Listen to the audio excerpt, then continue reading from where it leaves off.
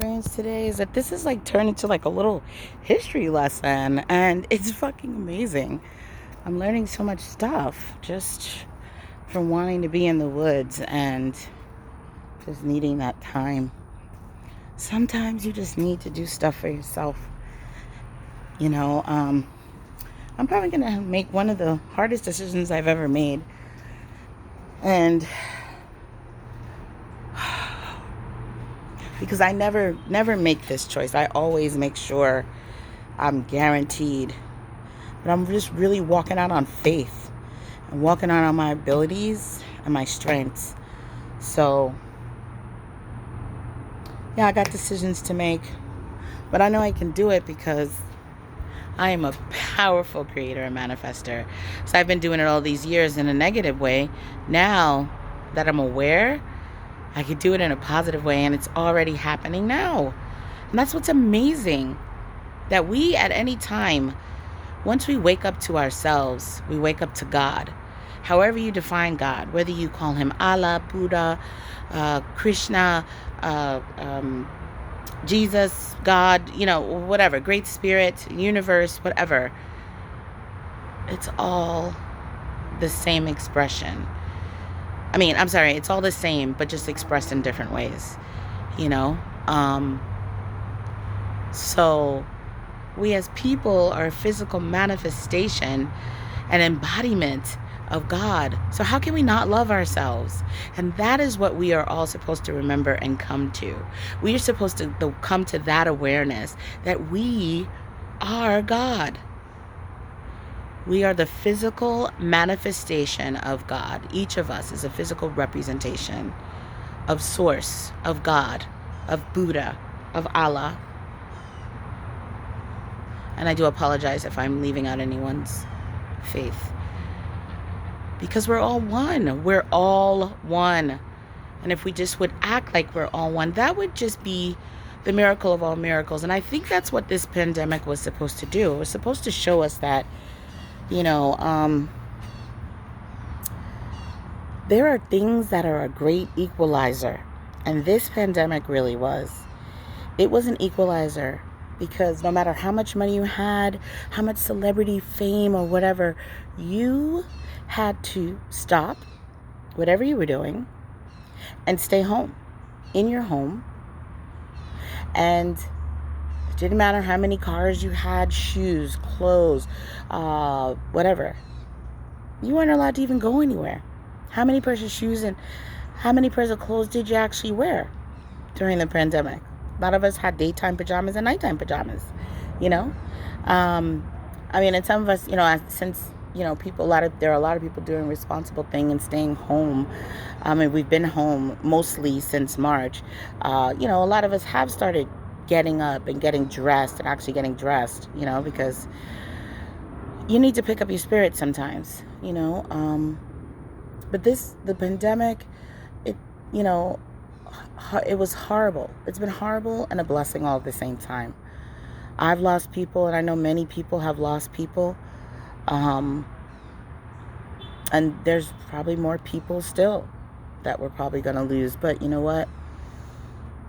This has been an experience of what is important. All that, chasing paper is great. Making money is great, but what really matters is family. What really matters is being together and being able to be with your whole family whenever you get ready and be able to hug them. At the beginning of this, I was like, oh, people are finally doing what I've been doing for years. I've worked for home for years, many, many years. And there would be times where I would have to ask myself, when was the last time I went out? And it could be days. But it was okay because hi. It was okay because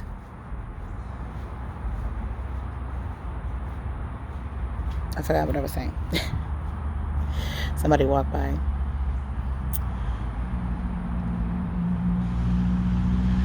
But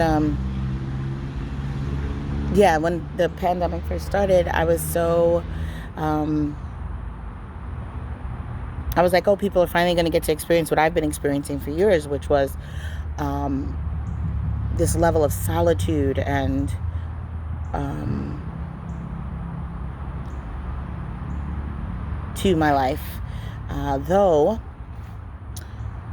I didn't fully embrace it then, but now I realize it's a beautiful thing. But there is a limit to it, because I realized there would be times where I would say, "Oh, I haven't been out in like 4 days. I haven't seen people. I haven't gone out of the house." So, you know, you have to. We as human beings need connection. That is just the way it is. So these people that are talking about they don't need nobody, they're good by themselves, that is a trauma response. And that needs to be healed, because we as human beings need people. That's just the way that we're wired. Now, if your mission in life is contrary to that, then yes, but the majority of us need human connection, which is why this pandemic has been so devastating on so many levels, because we haven't been able to be with each other and our older people. And, it's like this whole year is almost like thrown away, literally. But what I wish for this world now is to awaken to themselves, for each of us to really take a good hard look at ourselves. And I know a lot of us say, oh yeah, I love myself, but do we really? Because I used to say that, but I didn't really, Do I have a lot of negative self-talk?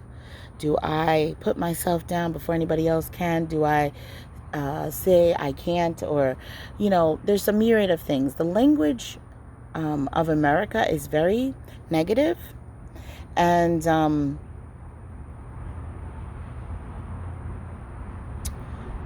contrary to what we actually say we want. And it's just the way that the language is designed. So, but if we become more aware of our words and how we speak and what we say and how we say it and to whom, I think that would help a lot, Hi.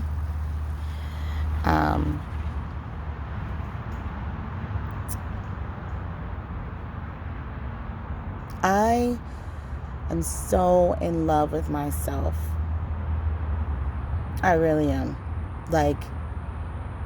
I'm so in love with myself for the first time in my life. And it's freaking amazing. And I don't know how I lived any other way. But we all do. We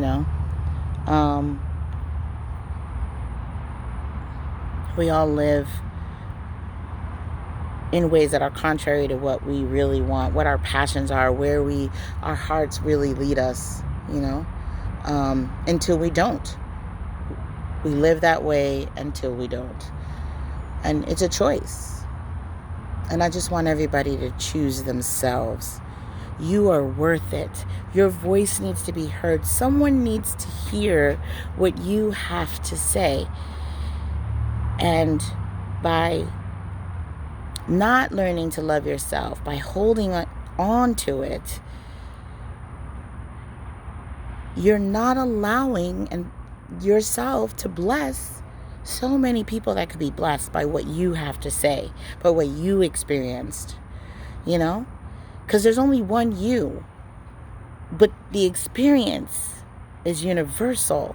And that's why God is universal, the universe. So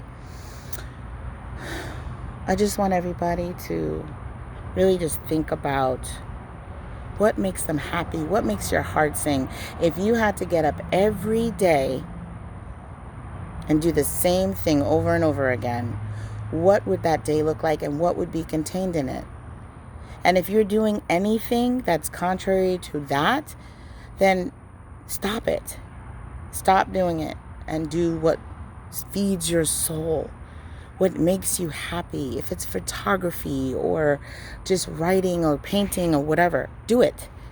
Or if you can't fully commit to doing it full time, at least make time to do it. We make time for what's important to us, whether it's people or things. So if something's really important to you and it really feeds your soul, why shouldn't you do it? Why shouldn't you make time for it? So I really love all of you. Thank you for listening to what I have to say. You know, from the bottom of my heart, I wish you peace, love, joy, and self-awareness.